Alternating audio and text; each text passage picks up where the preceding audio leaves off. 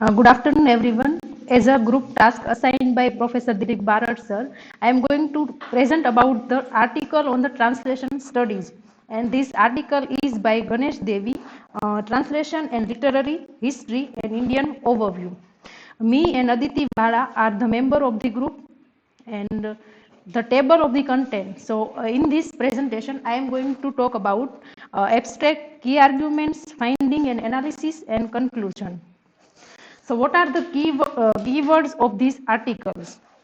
Like translating Irish works into English, literary history and translation, critics view Roman Jacobson, language as a system of sign, translating consciousness, Chomsky's linguistic, the concept of semantic universals, J.C. Catford, linguistic of translation, fields of humanistic, and the problems in translation study. So let's discuss about the abstract of this article. This article is about the role of translation in communicating literary movement across linguistic borders. In this article, very beginning of this article, it is said that according to J. Hillis Miller, translation is the wandering existence of a text in a perpetual exile. Chaucer, Dryden, and the Pope used the tools of translation to recover a sense of order. The tradition of Anglo-Irish literature branched out of translating Irish works into English, and no critic has taken well-defined position on the place of translation in literary history. Origin of literary movements and literary traditions inhabit various acts of translation. Translations are popularly perceived as unoriginal. Not much thought has been devoted to the aesthetics of translation. So what are the key arguments in this article? In this article, critic Roman Jacobson in his essay on the linguistic of translation proposed a threefold classification of translations. One is those from one verbal order to another verbal order within the same language system. Second is those from one language system to another language system. And third is those from a verbal order to another system of signs. Another reference is about Chomsky's linguistics, the concept of semantic universals. It plays an important role. However, his level of abstraction marks the furthest limits to which monolingual Saussurean linguistic materialism can be stretched. In actual practice, even in Europe, the translating consciousness treats the second language and the third language as a part of a larger and continuous spectrum of various interesting system of verbal signs. Critic J.C.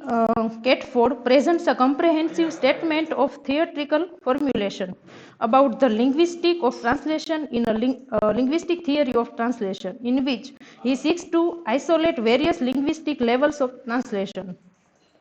His basic premise is that since translation is a linguistic act, any theory of translation must emerge from linguistics.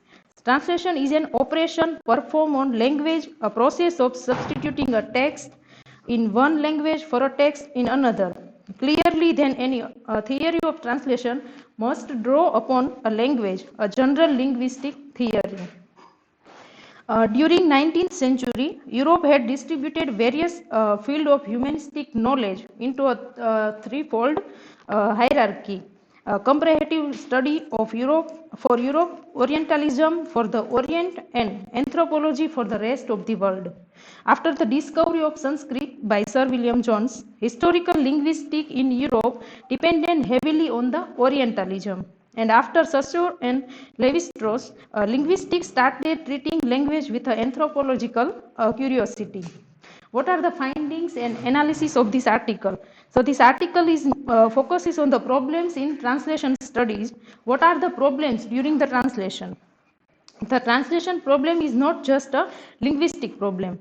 It is an aesthetic and ideological problem with an important bearing on the question of literary history. Literary translation is not just a replication of a text in another verbal system of signs. It is a replication of an ordered subsystem of signs within a given language in another corresponding ordered subsystem of signs within a related language. The translation is not a transposition of significance or sign. After the act of translation is over, the original work still remains as it is. And translation is rather an attempted revitalization of the original in another verbal order and temporal space. Like literary text, the continue to belong to their original periods and styles and also exist through successive chronological period. Translation at once approximates the original and transcends it. And the problem in translation study is the relationship between origins and sequentiality. The very foundation of modern Indian literatures was laid through act of translation, whether by Jaidev, Hemchandra, Madhusudan Dutt or Bankim Chandra Chatterjee.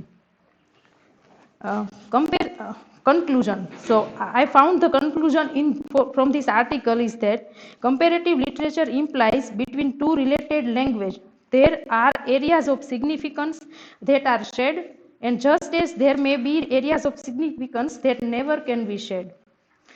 When the soul passes from one body to another, it does not lose any of its essential significance. In this article, researcher has given a very true metaphor to the translation. He compared translation to the soul of the body.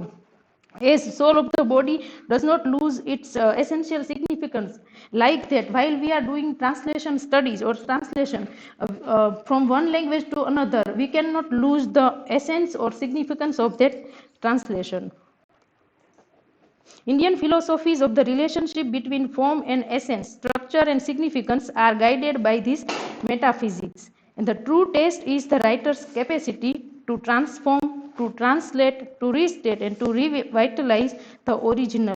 And in that sense, Indian literary traditions are essentially traditions of translation. Thank you.